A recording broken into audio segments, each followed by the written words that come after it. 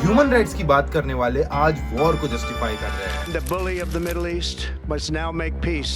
If they do not, future attacks will be far greater. बस इसलिए क्योंकि इस बार मिसाइल्स उनकी है। ईरान और इजराइल की दुश्मनी नई नहीं है। ईरान पहले से कहता है कि वो इजराइल के एक्सिस्टेंस को मानता तक नहीं। इजराइल के लिए रेड लाइन थी ईरान का न्यूक्लियर प्रोग्राम, और जब रिपोर्ट्स आने लगी कि ईरान का न्यूक्लियर प्रोग्राम कुछ हफ्तों में ही सफल हो जाएगा, तब इजराइल के लिए लिमिट्स क्रॉस हो गई। इजराइल ने तुरंत इसे रोकने के लिए वार्निंग्स दी, बट ईरान ने मना कर। और फिर एंट्री होती है इजराइल के अलाय अमेरिका, जिनका कंसर्न और डीप। उनका मानना था कि अगर ईरान के पास न्यूक्लियर वेपन्स आ गए तो मिडिल ईस्ट अनस्टेबल हो जाए। प्रॉक्सी ग्रुप्स जैसे कि हिजबुल्लाह और हौतीस और ताकतवर, सऊदी अरेबिया और इजिप्ट भी न्यूक्लियर रेस में आ जाएगा, और यूएसए के बेसेस और अलाय सब डेंजर में आ जाएंगे। और फिर 22 जून को अमेरिका ने लॉन्च किया ऑपरेशन मिडनाइट हैमर, जिसमें ईरान के 3 न्यूक्लियर साइट्स पर एयर स्ट्राइक्स किए गए, और ईरान ने इसका तुरंत जवाब देते हुए अमेरिका के अलाय इजराइल पर 27 मिसाइल दागे। यूएस अटैक के अगले ही दिन ईरान ने कतर में यूएस के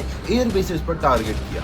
यानी मैसेज बिल्कुल क्लियर था कि ईरान चुप रहने वाला नहीं है। उसके बाद आया डोनाल्ड ट्रंप का एक अनएक्सपेक्टेड न्यूज़, जिसमें उन्होंने कहा कि ईरान और इजराइल सीज फायर के लिए रेडी हो चुके हैं, लेकिन ये सीज फायर एक कंडीशनल सीज फायर होगा, जिसमें पहले ईरान रुकेगा और फिर 12 घंटे बाद लेकिन ईरान का कहना कुछ और। उन्होंने कतर के इन्वॉल्वमेंट से ये सीज फायर को माना, लेकिन ईरान के फॉरेन मिनिस्टर का कहना है कि सीज फायर तभी माना जाएगा जब इजराइल अपनी स्ट्राइक्स रोकेगा। आज पूरी दुनिया 3 ब्लॉक्स में डिवाइड हो। प्रो ईरान कंट्रीज जैसे कि रशिया, चाइना, सीरिया जैसे देश ये कहते हैं अमेरिका की ये एयर स्ट्राइक्स इलीगल है, और वैसे ही प्रो इजराइल देश जैसे कि यूएस, यूके, फ्रांस इसे सेल्फ डिफेंस वॉर कहते हैं, और कुछ देश इसमें न्यूट्रल स्टैंड भी ले रहे हैं जैसे कि इंडिया, जर्मनी और यूएई, जो कहते हैं कि ये मामला पीस और डिप्लोमेसी से सॉल्व हो सकता है। और अब ये लड़ाई 2 या 3 देशों में सीमित नहीं रही, क्योंकि अब इसका ग्लोबल इम्पैक्ट दिखने लगा है। ऑयल $150 के ऊपर पहुंच गया है, गल्फ जॉब्स डेंजर में है, ग्लोबल इकोनॉमी प्रेशर में है, और मार्केट में पैनिक। और अब कंक्लूजन यही है कि अगर ये मैटर डिप्लोमेसी से सॉल्व नहीं होता